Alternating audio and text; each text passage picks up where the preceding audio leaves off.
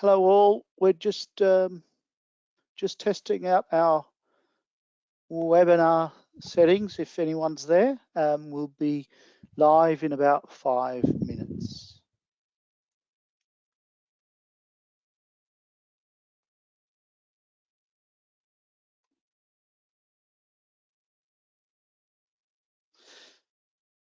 Okay, everyone. Thanks for joining. Welcome to PowerOn's Microsoft VPN webinar. We're just going to basically start the webinar now. So let's get moving. Okay, today from our side on the call, we've got myself, we've got Iain Segall, and we've got Phil Mercer. Maybe just a quick round of introductions. Phil, if you're there, just perhaps. Yeah. Hi there all, and thanks, Ken. So, yeah, just quick introduction. I'm a managing director at PowerOn, but I certainly like to keep my hands in, as is probably demonstrated by the fact I'm waiting on 300 laptops to get building for an NHS trust at the moment. So forgive me if I suddenly go quiet for a second. But I tend to always kind of have my strapline of technical, but not the techie. But I've been helping a lot of organisations across corporate and public sector really think around what they need to do and how they can adopt it around that management and security space. So here to help support on the business and the technical side, where I then bow down to Ken and Iain from that point of view. Right, it's myself, Ken Kaban. I head up the technical side of PowerOn, along with the team of consultants and engagement managers and PMs, etc. So I've pretty much been in the IT industry for a while now, and I previously worked at Public Health England before they were called the Health Protection Agency. So very comfortable and familiar with some of the government organisations. Over to you, Iain. Hi, I'm Iain Segall. I work in generally the security area, but specialise in things like remote access, public key infrastructure, and anything on the security side, with a lot of Microsoft experience for quite a number of years, too many to remember. Great. Phil, why don't you do the honours and tell us, just go through the agenda. Yeah, absolutely. So obviously, thank you all for joining this session. We ran a similar session like this essentially just a few weeks ago. And so really what the agenda for today is, and we'll touch on the focus just in a moment, is really to kind of give an opportunity to make sure that we can provide a good rounded set of overview, but a fairly, kind of introductory level, if you will, but certainly kind of cover off some of the architectural, the kind of deployment considerations, and the general kind of thought process that might go around what are some of the Microsoft VPN options, how does direct access maybe still play a role for certain customers, and where always on VPN is and can be playing a role potentially for you. Kind of summarize that up in terms of where then, kind of those thoughts and main focus points that people should be thinking about are, and cover a bit of an area just really in regards to then that kind of complementary part. So none of this is meant to be intended as sales, very much kind of advisory. So we'll be looking really just to share with you, where those extended areas for remote access that organizations have been looking at and both adopting, and what are normally the areas that you can probably leverage both either quick benefit from or something that will give you a longer term tangible solution for the almost new normal as we tend to find ourselves. But the real point of today's session is really kind of diving then into a fairly open Q&A. So the purpose of this is genuinely to kind of take your questions. We've had a number of questions in prior to the session as well, so want to be able to then give that kind of a good amount of time to really be able to then dive into any of the specific details, because fundamentally we don't want to present at you for today. Want to share some baseline information to make sure there's just a bit of context, but really then help to answer your questions, and then we're just going to close that out with any kind of guidance and recommendations, as there are a few places to get some additional resources that both we and others can make available to you depending on what you need. So yeah, that's really our agenda for today. And Kenny, you just want to jump to the first point then, just in respect to the focus? The next slide, I should say. So as mentioned there, really, the agenda and the focus for today is very much around that open Q&A. So within the webinar setup for today, you are able to kind of drop questions in. We can potentially even do polls if that makes itself appropriate, but probably it's mainly going to be a question and answer side of things. So do throw your questions in. We will be looking to keep an eye on those questions as they come through. The primary intention will be to look to answer your questions during the open Q&A, but do make sure you put them in as they kind of come to mind. And potentially if a certain question prompts a relevant point to the actual part that we're overviewing, we may kind of dive into that for it as well. But genuinely, we're all, looking to make sure that we can get the best resolution in the quickest time possible. So I know sometimes in these types of sessions, people can hold back a little bit in their questions, but the real intent for today is to be able to give you an opportunity to dive into any questions you do have. So do please feel free to share any and all with us. If there's anything we can't answer on today's call, we'll certainly make sure to capture that and feedback appropriately to individuals and also the whole group, as what the intent will be is to kind of capture any Q&A conversations and share that kind of as a bit of a follow-up material afterwards, just so you've got it for a bit of reference as well, so you don't necessarily need to worry about furiously scribbling down questions and answer kind of elements to it. And we will of course share the slides and the other materials as well for today. But yeah, thank you obviously for joining us as well, and I'll hand back to Ken to let him to start to dive into the overview. Great, thanks, Phil. Right, so the first part of this webinar, I'm going to bore you all with some PowerPoint, but it's basically to get you to be familiar with more of the high-level concepts around it and how direct access and always-on VPN work and the considerations, etc. So I'm going to focus around that, and then the second half of that, we're going to pull in Ian. And we're going to go to the Q&A sessions, and we can deep dive, etc. as well. Have some live chats. We'll obviously be doing the online chats while we're going through all of this anyway. Okay, so first of all, let's talk about the VPN options and just get an idea and understanding. So Microsoft traditionally have had two main products, direct access and always-on VPN. And when we compare them to traditional VPN solutions out there, I guess one of the main pieces that most organizations seem to like is the connectivity has a seamless experience to a large extent. So the auto connection can be controlled on always-on VPN, whereas with direct access, it's always on, kind of there. Key differentiator between always-on and direct access there, as you can see on the networking side, is that always-on can support IPv4 only. Direct access does do IPv4, but that's more in your LAN, and it uses IPv6 to v4 type of helpers to make it work on v4 networks. So there's a few more things around traffic filtering, but you can see that always on is more designed for the more modern type of elements. And when we say the modern elements, the main thing to take out of that is it's Windows 10 only, right? So direct access is there to support Windows 7. It's been around for a while. From an infrastructure and provisioning perspective, the main message to get out of this is you can build these products with standard Windows Server infrastructure. So Windows Server, virtual or physical, right? And that I think is the main takeaway. There is a licensing element on your client side of things, right? So, but in theory, if you've got your enterprise agreements, especially around Microsoft 365 and Windows 10 Enterprise, etc., there is no client costs.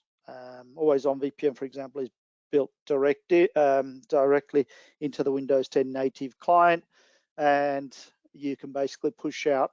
You can provision direct access, obviously through GPOs, etc. So it just gives you an idea of why people are going on that side. Where traditional side things that you can get quite complicated, and proprietary hardware needs to be bought, tokens, etc. And there's so many solutions out there. So let's drill across a bit more into direct access.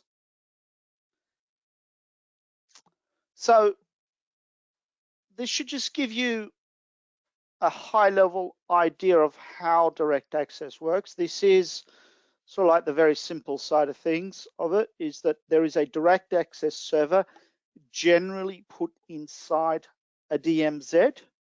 And then there's internet requests from your client devices, come through your edge firewall. Direct access handles those connections and passes them onto your AD and to your LAN, shall we say, once it's validated them through AD. So some considerations around deploying it. You do need AD. Server 2008 ideally, but it can support any forest functional levels.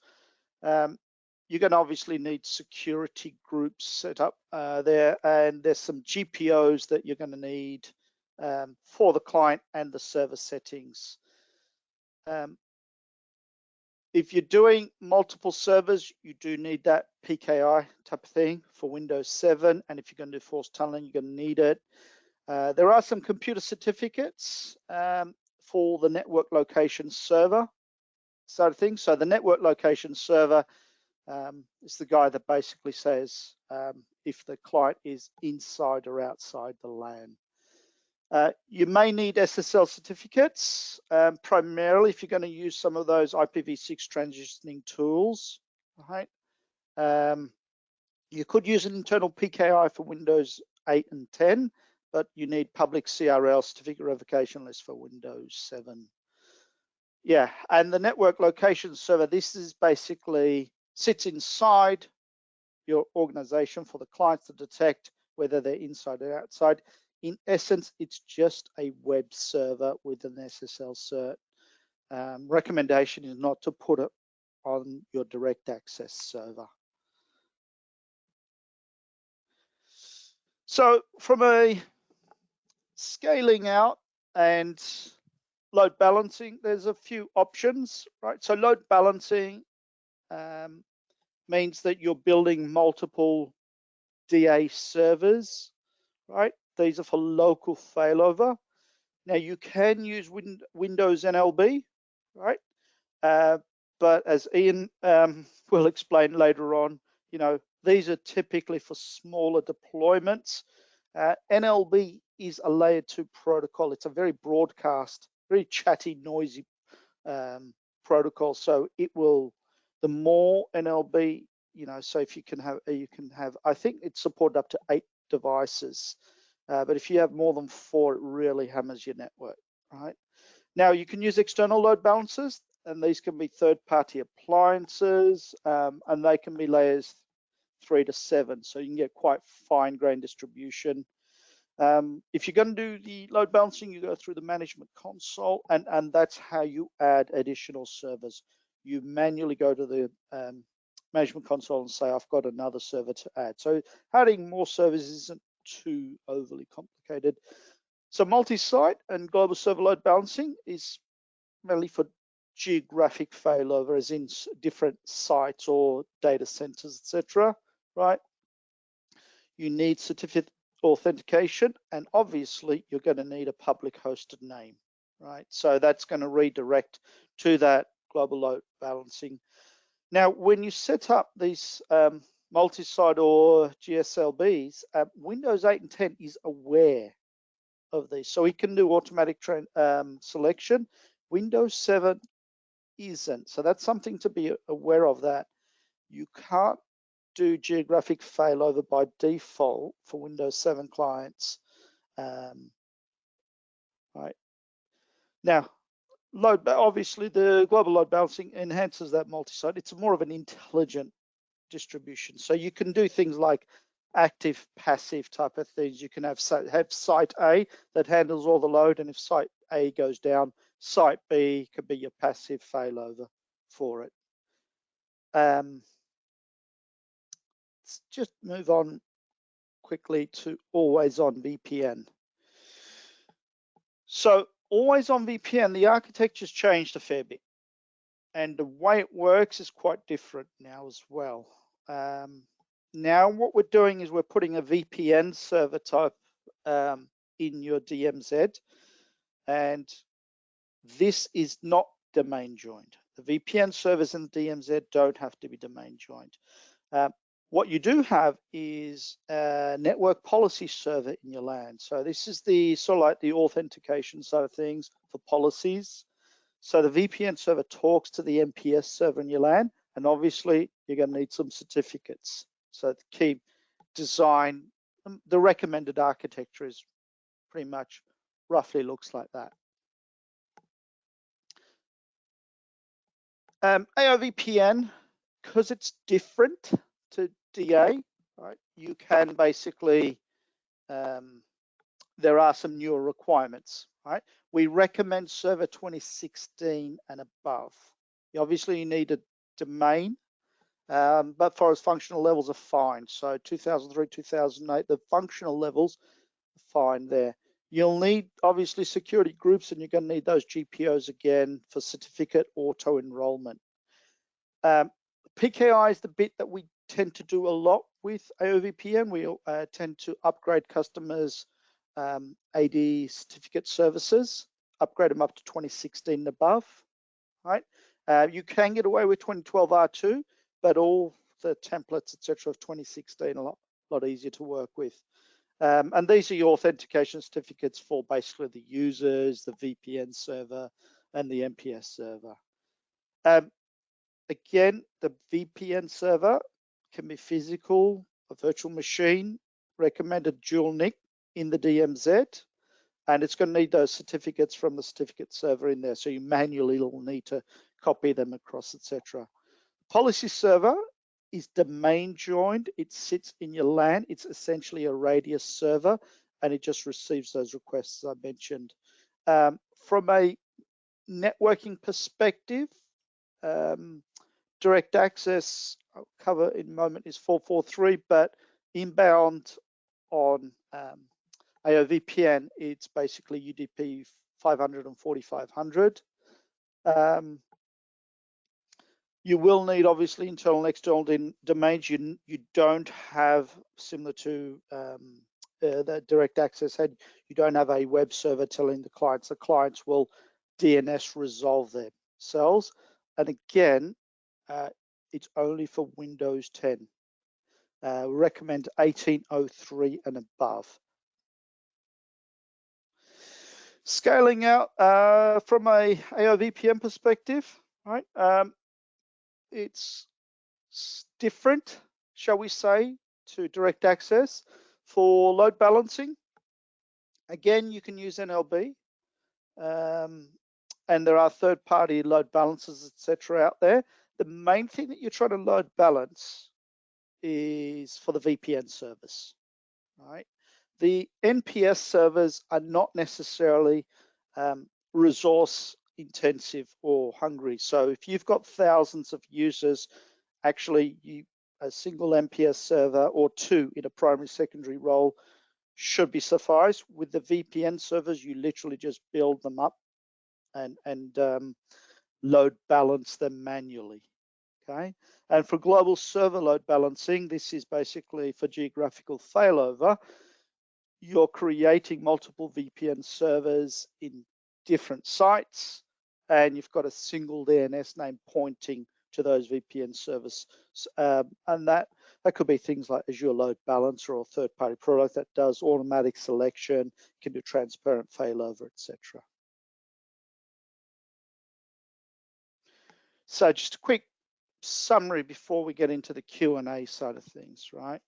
The old best practices for direct access server. This is the bit that's a bit, shall we say, I wouldn't say contentious, but it does take a bit of head scratching. It's a domain joined server in your DMZ.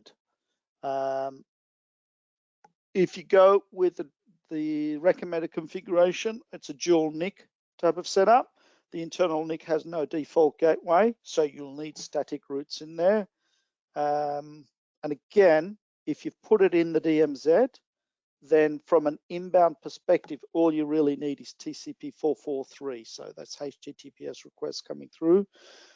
But because it's in the DMZ and it's domain joined, one of the issues that comes across a fair bit is that there's a challenge with the firewall.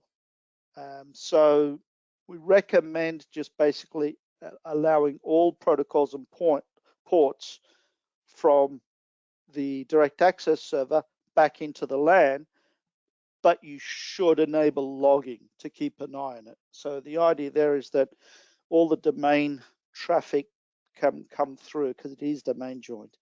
For the network location server, right?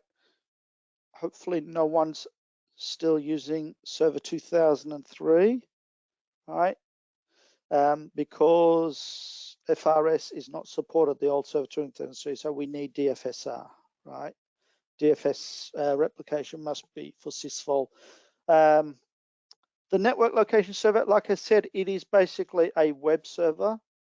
Should be highly available, doesn't need, and it shouldn't be on the DA server. You don't want basically, if you're taking down or restarting servers, that devices don't realize that they're in the network anymore. If they can't talk to it, they're going to think they're on the outside and they're going to try and connect back in. So from a PKI and SSL perspective, right, it's recommended to use a public cert authority, right, for your SSL certs, and you're going to need for Windows 7. If you've only got Windows 8 and 10 clients, an internal PKI should be okay, and you can use wildcard certificates.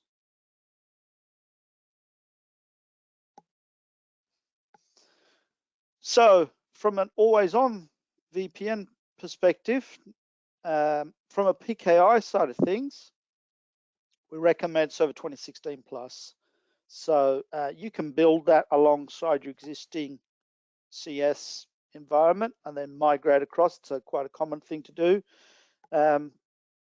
We found through experience that the VPN server, if it's Server 2019, it seems to be a lot more reliable for always on VPN and resilient.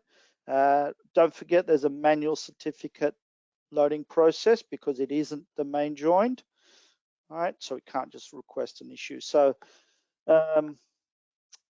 the Active Directory and the policy side of things, the main thing to note is that the network policy server, that radius server, is pretty much for authentication only. So we don't see a load increase on that server. It's the VPN servers that you need to keep an eye on. That's why we recommend you monitor those VPN server performances, compute and RAM.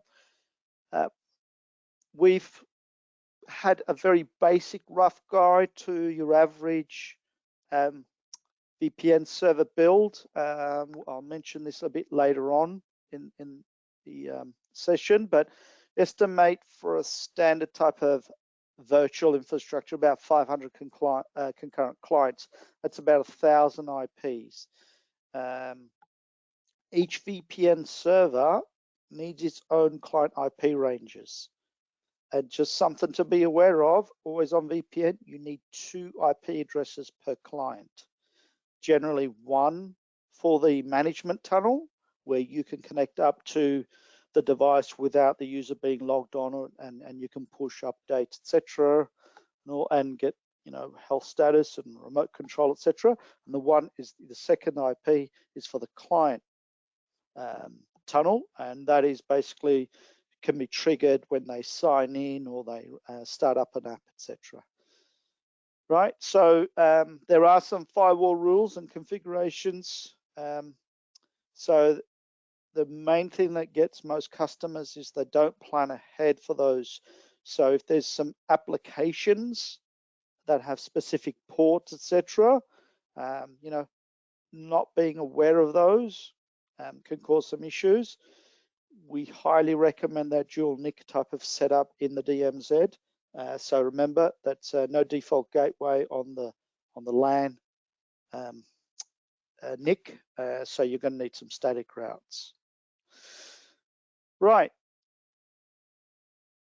So that sort of like was the extended whistle-stop tour of how the products work. Hopefully, we've been able to give people some insight in how the Microsoft VPN solutions from a high level work. There are some other elements that we do from a power on perspective. Phil, are you still there? I certainly am. Yes. Yeah. So I can give you a quick just run through of this. As I say, this is really just intended to give a kind of a short overview of some of the areas that other customers are thinking about leveraging. So we won't go into detail on any of these elements, and it'll just be a kind of a quick fire run through.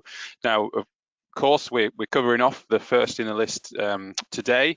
There is something there that we just mentioned that is the first on that list around interim deployment package. Essentially, what we've done at PowerOn as well is we've taken a number of our internal delivery materials that we use for customer implementations, and the team spent quite a bit of time actually in their own personal and work-wise to get a customer-friendly version of those completed, and we've released those to be available for free. So it's just really make you aware that, you know, no obligation, no expectation. You just you basically register and you can download a copy of it, and essentially that is geared around being able to allow or enable you to do a quick deployment of always on VPN within your business. Must say though, of course, because it is designed to be a quick needs must, you know, kind of deployment, it is not something that we recommend for you to keep in terms as a long-term solution, but certainly should ideally help you with you know, kind of an interim fix or a solution there. But anyway, we can certainly give you the links to that, so I don't want to labor the point with it, but it's hopefully will be helpful. I know a number of people around the world actually have already downloaded it, and I've been able to find use from that. When we start looking at some of the other areas that start to come into the mix, there are a number that essentially start to, you know, kind of really kind of, I suppose, shine through, if you will, or be the ones where people are focusing more time or kind of gaining benefit from. When we think around now the new normal being people outside of our corporate direct networks and potentially not necessarily all with that VPN coverage, there is different kind of levels of management support that people want to apply. So depending on the levels of investment that you may or may not have within the Microsoft technologies, you know, extending your current management tools to be able to have an internet-based management profile, either via, if you're a configuration manager user or customer today, you can add quite quickly, relatively speaking, an extended management point called a cloud management gateway, which will allow you to extend that into an internet-based management. Just bear with me 2 seconds, apologies.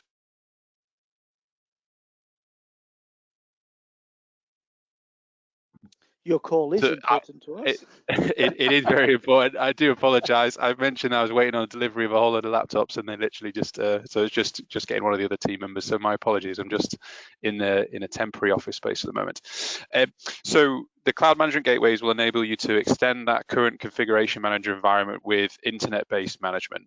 Similarly, if you are wanting to just be able to extend internet-based management to kind of core Windows 10 in a simplistic fashion, but you didn't have existing configuration manager investments, or you weren't wanting to expand into the Azure, then putting a simple profile of Intune MDM across your devices can again be quite a quick task to achieve. It does have some prerequisites around ensuring device registration and Azure AD hybrids and things like that, but essentially it'll give you then that ability to kind of core policies and patching and really just try and address that need to meet internal compliance and also ensure that you can manage and support devices that are out there, not necessarily always on network, and a range of other considerations. We mentioned a third one in there really just for transparency. So that is essentially a configuration manager online option that we can provide. So again, not to labor the point in any way, essentially if you're wanting to consume config, you don't have it today, and you just like to consume it as a SaaS product rather than necessarily have to build and manage your own, then that can be done via something we call Pulse DMS. So it's fully internet based and all that kind of good stuff.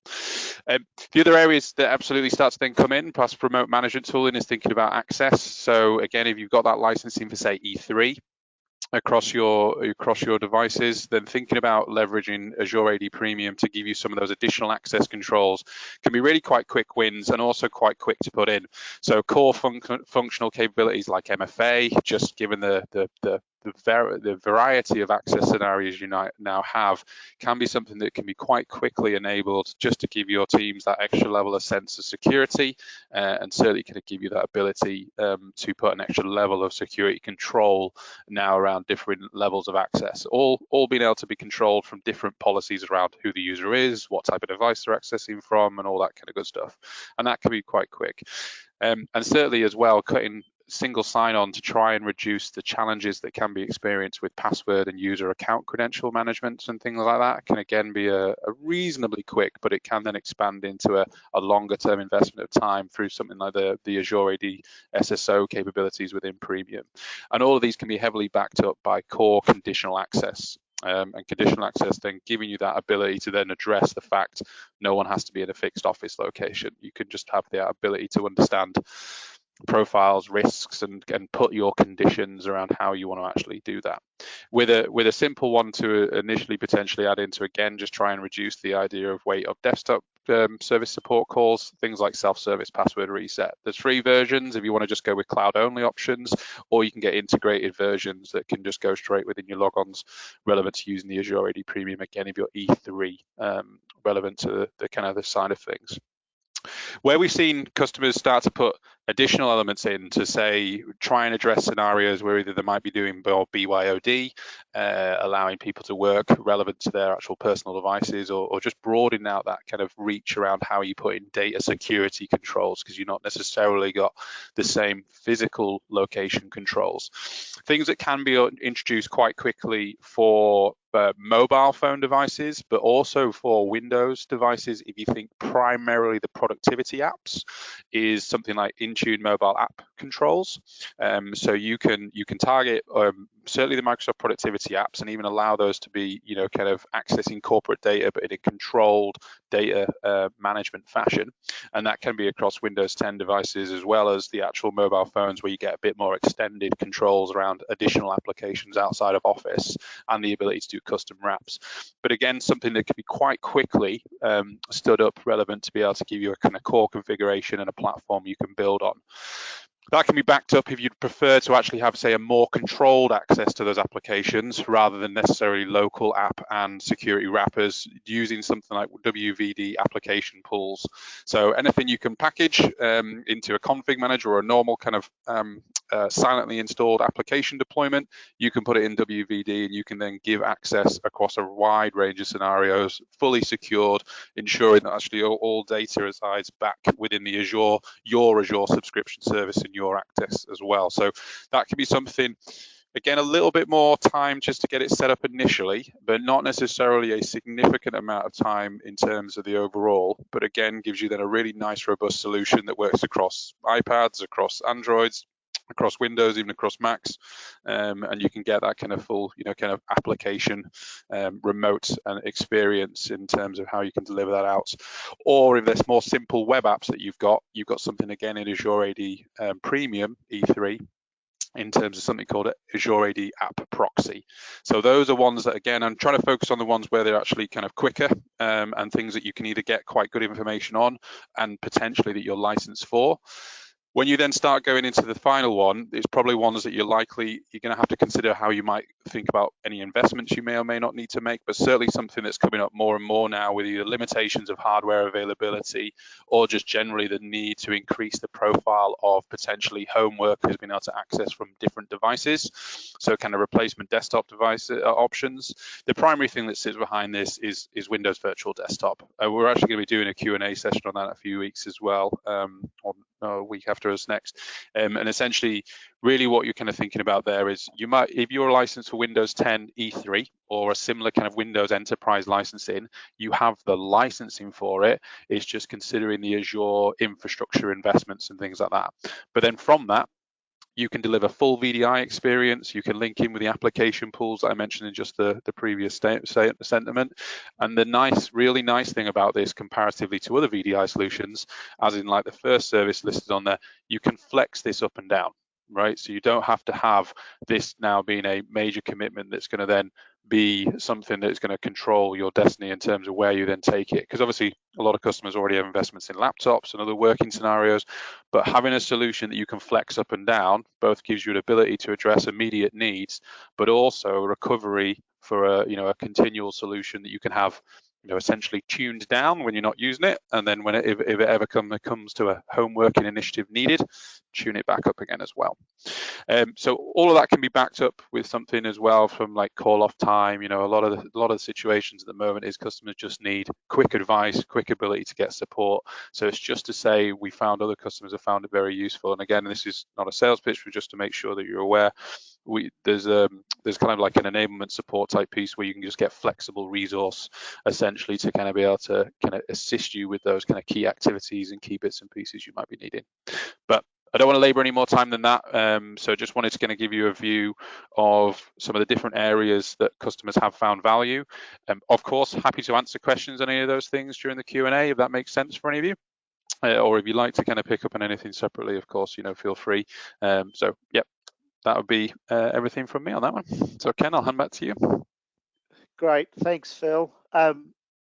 Just on the WVD, we are seeing a lot of interest on that simply because procuring hardware or secure desktops is becoming a challenge at the moment. So this is that flexibility is quite a popular option, and then it's just back down to whatever you don't need, but desktop DR is a common scenario there. Okay, so we're now going to just open up the floor to everyone for a Q&A. Feel free to actually put it in the chat window or just ask away to the team. What I'm going to do though is I'm just going to jump back on the slides just onto the DA side. So Ian's got some additional bits. So while we're doing the Q&A, we can bring up the sort of like the considerations for the relevant topics.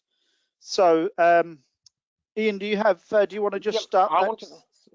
What I wanted to do is to quickly cover a couple of the questions that come in the Q&A. Sorry about that. I want to cover a couple of the questions that came on the Q&A in the background, and then we can go on to the other questions. So the first thing I wanted to do is to go over with direct access. One thing to take note of, it is a technology that started back in Windows 2008 days with UAG. So the major thing to notice with it is really an older technology. So the main aim to carry on using direct access is where you've got things like Windows 7 or your infrastructure doesn't support some of the always-on VPN. Now, the key difference with direct access is you will come in generally over a 443, so HTTPS connection, and the way it checks you on the network is an NLS server. So that really is just a web server with certificates. Now, one of the questions that has come up is, what is the reason, what's the way that it tests if you are on a network if you use an always-on VPN? So Ken, if you can bring up the always-on VPN summary sheet. The difference of always-on VPN, it uses a inbuilt test on your laptop that actually says, are you on the network or not? So what you actually do as part of the config is you say, this is my network I belong to, can you detect I'm on it? And if it detects you on it, it doesn't automatically start the connection. Now, the one key difference is direct access is what they really call a computer-based VPN. So you will turn your laptop on, it doesn't detect the NLS server, it loads the direct access connection and the computer connects. Now, if you want remote management, it does need something called an isotap router. And with that, it will make a connection and then allow things like System Center to connect. That, unfortunately, is only generally supported in a single direct access mode. You can do it in multiple, and there are ways to do it, but it is not so easily supportable for remote management of machines. With always-on VPN, the basics are what they call a user tunnel. So a user tunnel, your user will connect up to the always-on VPN servers. Now, there's no intervention, so you will create a VPN connection, and on your taskbar, the user will make a connection and it goes to your network. What there is additionally is something else called a device tunnel. And with the device tunnel, it allows the machine to not be on the network logged in, so you can have it on an internet connection, not logged in, but you can still control it for things like updates. And the other advantage is you could say update your user's password. When they log in, they will get an access. With the device tunnel, you just specify certain what I would call management-y type boxes. So domain control, system center, antivirus, those sort of boxes. So it means that when they're off the network, you can update them. They can get updated passwords, but they physically can't do anything else. Now, with the tunnels, there are two types which Ken had already gone through, but I thought I'd clarify a little bit more. You've got what you call a false tunnel, so you can send all your traffic through the VPN with both, or you can have a split tunnel. Now, if you want some stuff, we can always put this in the chat window later. There is what they call a set of scripts. If you do what they call a false tunnel, so you send all the traffic through, but you can do it in a managed way. With that, you can say send every bit of traffic through, but only send certain traffic out. So, for instance, you may want Office 365 to be going externally, but everything else to go internally. If you use a split tunnel, which is the opposite way, you send everything externally apart from the stuff you want to go internally, like stuff on the internal network. So the normal way most organizations do it is a split tunnel. So you send anything corporate inbound, anything non-corporate, they will go out outside.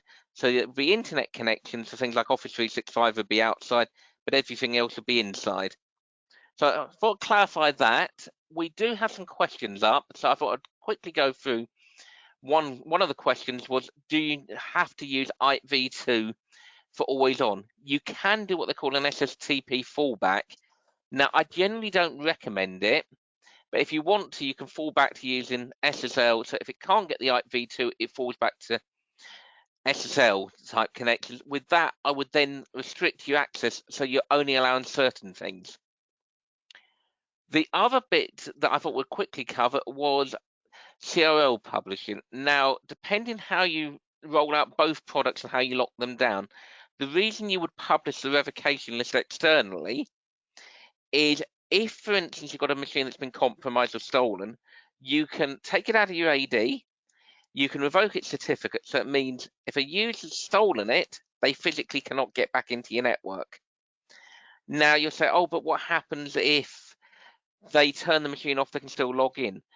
They shouldn't be able to log in because with AO VPN and direct access, the recommended method is to use BitLocker or something similar to put encryption on it. So if a machine's stolen, you also do a remote erase or some kind of something similar. So they physically cannot get into the machine. And that is probably, if we want to go back to the general questions, that's this general quick overview I wanted to give. One for you. This came up. So we've done we did a similar type of webinar about 3 weeks ago with the team, and we had a couple of organizations that were having trouble with their DA environment, if you remember, Ian.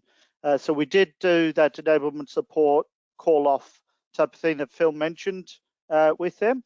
But do you want to give just a quick high-level overview of just some of the challenges that they'd come across on their DA, direct access environment, Ian? Okay, so we came across a local authority that had an increase of 500% on their DA usage. They did have everything working with 2 boxes up until a few weeks ago. So they've hit a problem that they can't have any high availability. So what we've ended up doing for them over the bank holiday weekend is building a parallel direct access so that they've got a completely parallel environment. And the idea behind that is that if you've got a problem with the old one, you can move users across.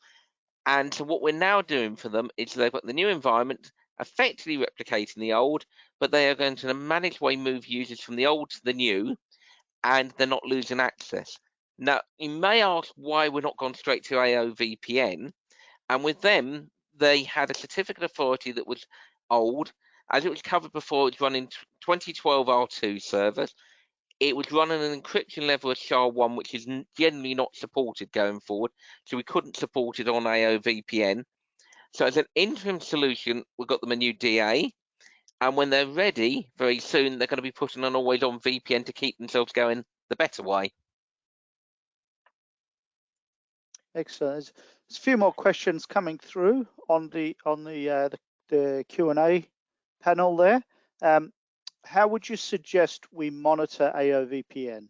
Okay, generally with AOVPN, I would monitor it using the general console. Now, the general management console may not give you all the information, but these are the sort of things, depending on what Microsoft tools you've got, you can use those, because you're not going to want to currently look at the whole box. So with a lot of them, I would say use the normal console, but also monitor the usual system center type things and with add-on packs. So it really depends on your environment, which sort of plugin you'd use. Right. Now, seeing the next question I've seen pop up is to do with certificate revocation checking.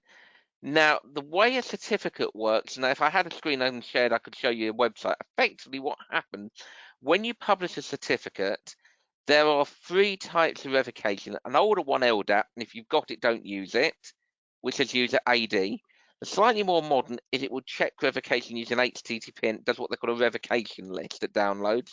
The final one is OCSP, which is a more modern one. The difference between the two is OCSP says, can you tell me if there's serial numbers revoked, where the normal HTTP says, here's a list. Now, it often gets asked, can we publish this on port 443? It makes absolutely no difference and it isn't supported. What happens if you revoke a certificate? It creates a revocation list that your machine will download. So if you ever look at a certificate that's published on a website, say, that's hidden in there saying, show me your CRL. You download it, it's a list. You cannot fake it because you would need access to your internal certificate authority to actually fake the list, which is effectively signed against people. So whatever you try, it wouldn't be fakeable. Excellent. One of the other questions from the previous session was talking about the options around upgrading, so the path. So if you've got direct access, for example, now you've mentioned one option is to build another direct access environment around it, but could you maybe just explain to everyone out here, if you do have direct access, how could you move to AOVPN? What are your options? This is what I call a very common sort of scenario. So the first thing I will, as we said before, is work out what your current access is. So before you do any of it, it's work out your network, where everything's going to be placement. So it's designing the stuff. The next bit I always like to do is to say, what applications can you access currently through, say, DA or whatever VPN you're using? And also, what are the things that don't work?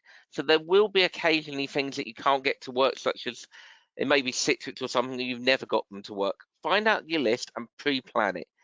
Then what I would normally say to people is actually build the VPN servers, all of them at once, and both NPS. And the general option is we build an environment and we test the connection on a non-load balance method. So going to one server and we expand it. But what I generally would say to do for the migration is you build it with a test machine to prove everything works. In about 50% of the environments, if not 90% of them, we have to build a new PKI first. You test it all through, and the migration is actually pretty simple. You install the new VPN client to users. When you're happy it's working on a few test things, we either roll out the policies through something like System Center, Intune, or anything else that can roll out a VPN type policy. When you're happy, you effectively disable the direct access and the always on will start working. And it may sound simple, but it is actually as easy as that. But obviously the devil's in the detail, and the detail is in the planning stages. It really is getting a list of all your applications you need and what you're accessing. The biggest issue I see is people do not understand what the environment is. So a high percentage of them are NHS environments or anything local government, for instance. A lot of what they call the NHS spine, you access via the internal network, but it uses public IP addresses, and this is typically government. So it's knowing what stuff you access. There is a standard application I've seen, for instance, that you put your smart card in, and it actually deletes your user certificate by default. So it's knowing some of these things, the testing. So test these things work, what doesn't work, and it's going for test regime first. So it's the key is definitely the pre-planning. Okay. Question from Peter there. Okay, and the main difference with 1909, and it is something that's come up recently, is something called the NRPT table.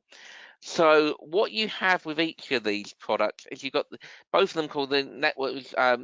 It's effectively a table to say, is this DNS thing resolved internally or externally? And what they've found is they have bug fixed 1909 before 1903 to make sure that anything you're trying to push internally using your internal name always does go internally or goes externally. So let's say you got customer.com as your domain name, internally and externally. I want to send everything to customer.com internally, that works. 1909 has a problem. If I said, let's say I want to say www.customer.com externally, it won't send it the right way.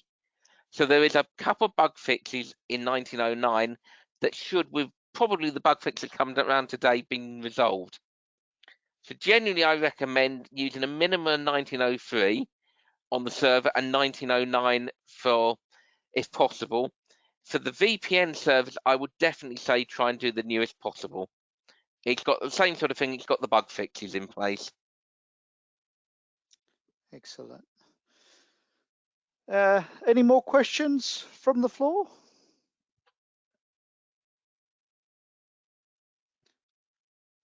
Okay.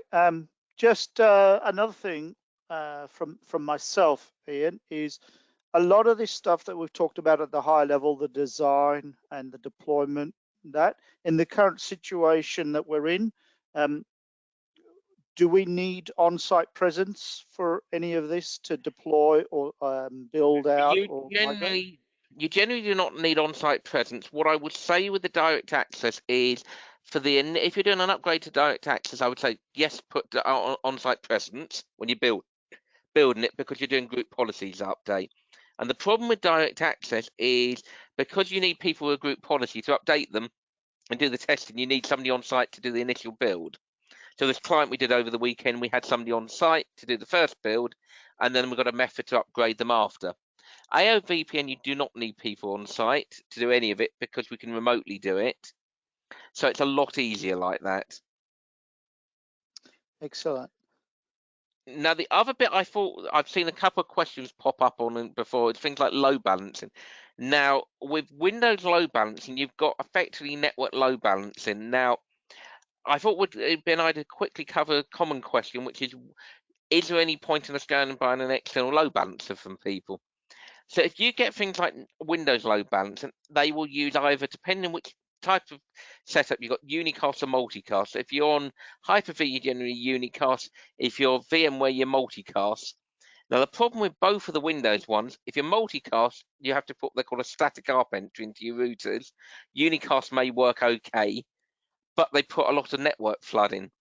So generally what we find is, doesn't matter which method you've got, people either go for things like load balancers, so it could be F5, loadbalancer.org, Netscalers, Kemp, anything like that. And generally any good load balancer is supported and a lot better than trying to use Windows. It's designed to do load balancing as opposed to something that gives you an extra feature. Excellent. Yeah, that's a good point. There are some challenges that we've had with a particular brand of load balancer. I think we've had some challenges with Kemp, some of that, but that could be also the customers sort of like their environment. So it is hard. There is a fair few external products that AOVPN supports, so you don't always have to do the Microsoft technologies side of it, especially for Radius, for example, and things like that. But based on the standard Microsoft builds, etc., that's the easiest methodology. Do we have any more questions before we wrap up then?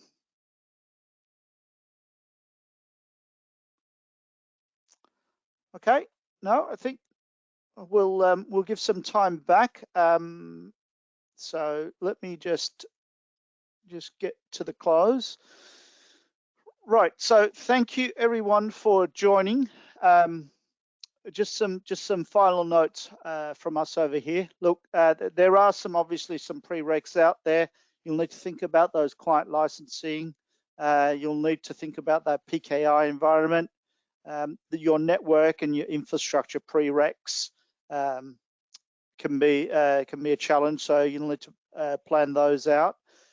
Now, you can reach out to your Microsoft account team, and you've got ourselves at Power On as well.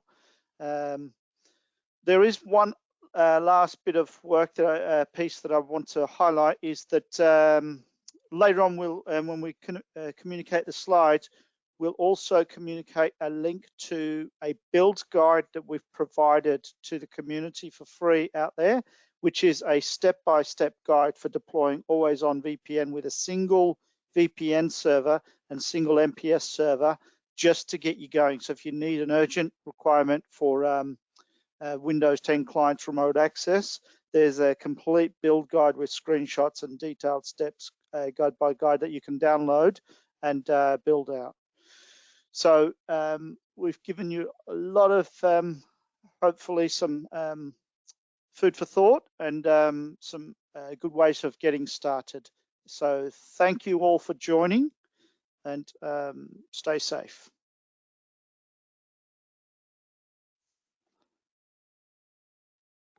All right, thank you.